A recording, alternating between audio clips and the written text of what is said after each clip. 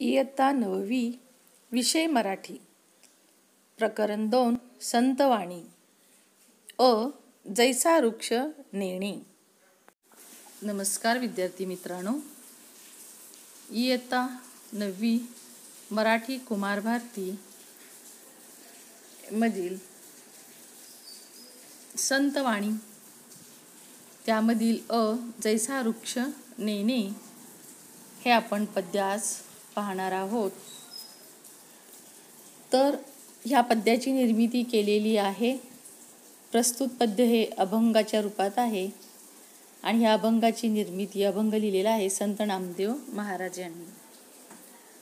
तर संत नामदेव महाराज यांचा जन्म 26 ऑक्टोबर 1270 आणि त्यांचा मृत्यू आहे 3 जुलै 1350. संत नामदेव हे वारकरी संप्रदायातील संत कवी होत. संत नामदेवांची अभंग रचना अतिशय उत्कृष्ट असून त्यांच्या अभंगाची भाषा अगदी सुबोध, सरळ, साधी, सोपी आहे. संत नामदेवांनी हिंदीतही रचना केलेली आहे. पंजाबात जाऊन त्यांनी भागवत धर्माची पताका फडकवली. तसेच शीखांच्या गुरुग्रंथ साहेब या ग्रंथात त्यांची 61 कवने समाविष्ट असून भक्त नामदेवजी की मुखबाणी या नावाने ती प्रसिद्ध आहे.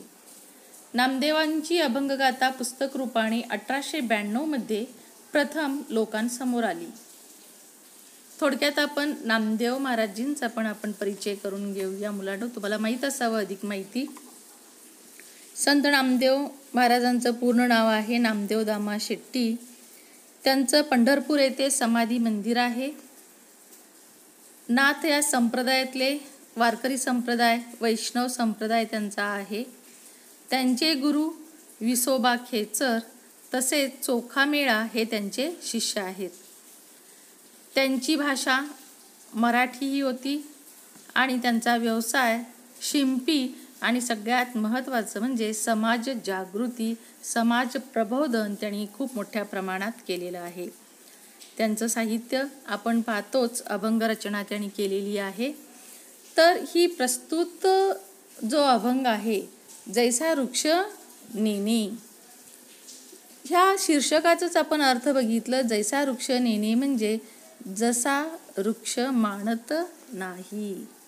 किती सुंदर नाव आहे बघा, त्यांनी खरोखर शीर्षक दिलेलं आहे जसा वृक्ष मानत नाही. आपण पूर्ण अभंग आता पाहणारच आहोत, पण या प्रस्तुत अभंगामध्ये संतांना वृक्षाची उपमा देऊन त्यांची महती संत नामदेवांनी आपल्याला इथं सांगितलेली आहे. त्यांचा अभंग पहिल्यांदा आपण वाचूया. जैसा वृक्ष नेणे मान अपमान, तैसे ते सज्जन वर्तताती.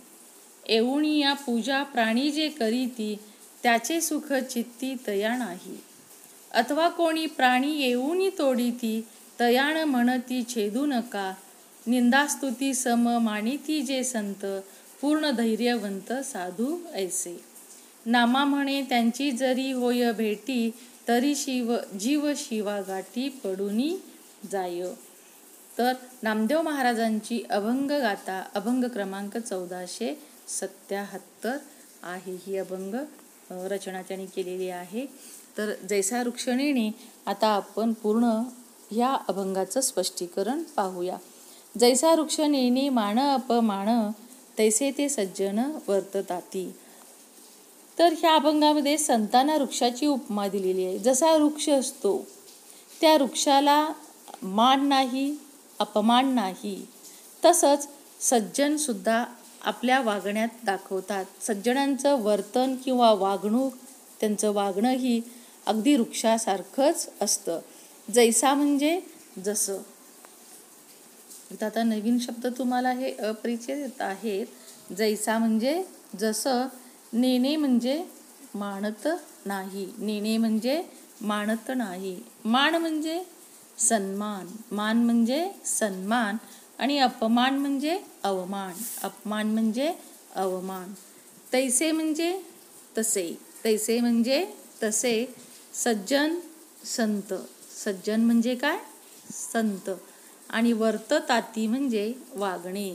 म्हणजे जैसे वृक्ष आहेत त्यांना मान आणि अपमान दोन्ही गोष्टी कशा आहेत? सारख्याच आहेत. त्यांचा अपमान झाला तरी त्यांना काही वाटत नाही आणि कुणी सन्मान केलं, कौतुक केलं तरी त्यांना काही वाटत नाही. दोन्ही गोष्टी ह्या समान मानतात. तसंच मुलांनो, समाजामध्ये सज्जनांचं सुद्धा वागणूक, त्यांची वर्तणूक ही त्या वृक्षाप्रमाणे असते. एवुनिया पूजा प्राणी जे करीती त्याचे सुख चित्ती तया नाही.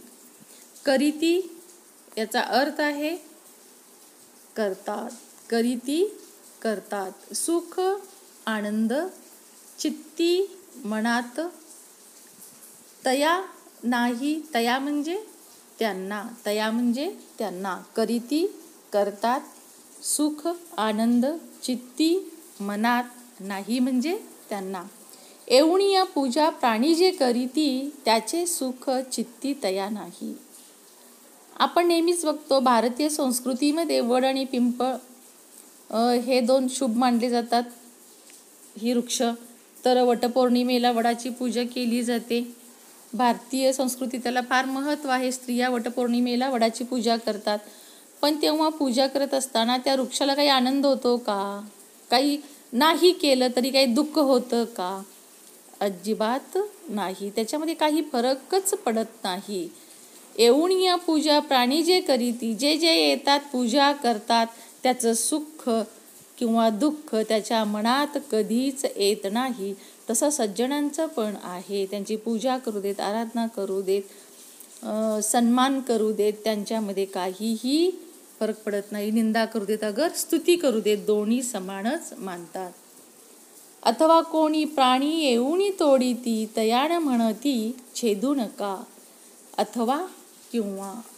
अथवा म्हणजे किंवा. कोणी प्राणी येऊनी तोडीती. तोडीती तोडणे. तयान म्हणती छेदू नका. छेदू नका तोडू नका. छेदू नका तोडू नका. अथवा कोणी प्राणी येऊनी तोडीती. समजा कुणी आलं वृक्ष तोडलं. झाडाची फांदी तोडतात, पानं तोडतात, फळं तोडतात, फुलं तोडतात, वृक्षच तोडतात. मग तेव्हा त्यांना काही म्हणतात का हे तोडू नका म्हणून? वृक्ष कधीही म्हणत नाही बाबा थांबा, मला तोडू नका. माझ्या झाडाची फुलं, पानं, फळं काहीही तोडू नका असं वृक्ष कधी तुम्हाला म्हटलंय का? अजिबात नाही. तसंच संतांचंही समाजामध्ये वागणं असतं. निंदा स्तुती सममानिती जे संत, पूर्ण धैर्यवंत साधू ऐसे. किती छान उदाहरण आहे बघा. निंदा स्तुती सममानिती जे संत. निंदा स्तुती म्हणजे, निंदा म्हणजे अपमान, स्तुती म्हणजे कौतुक.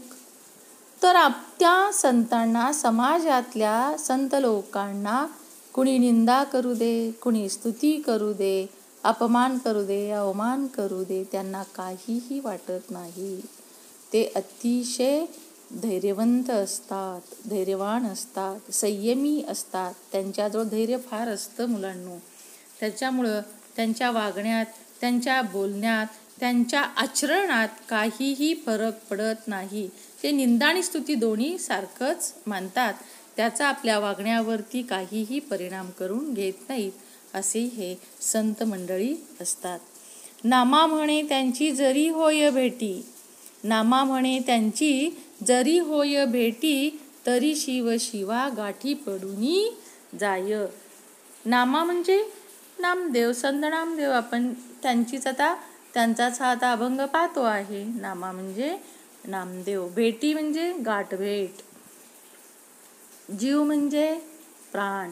शिवा म्हणजे परब्रह्म, शिव आपण म्हणतो. तर गाठी पडोनी म्हणजे, गाठ म्हणजे एकत्र येणे.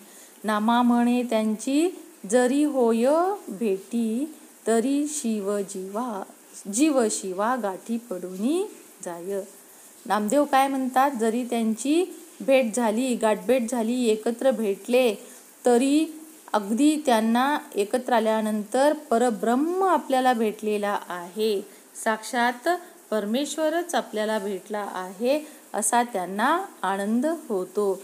असे हे समाजामधले संत असतात. त्यांची वागणूक असते, त्यांचं आचरण असतं आणि त्यांच्याकडून आपण सुद्धा चांगल्या गोष्टी शिकायला पाहिजेत.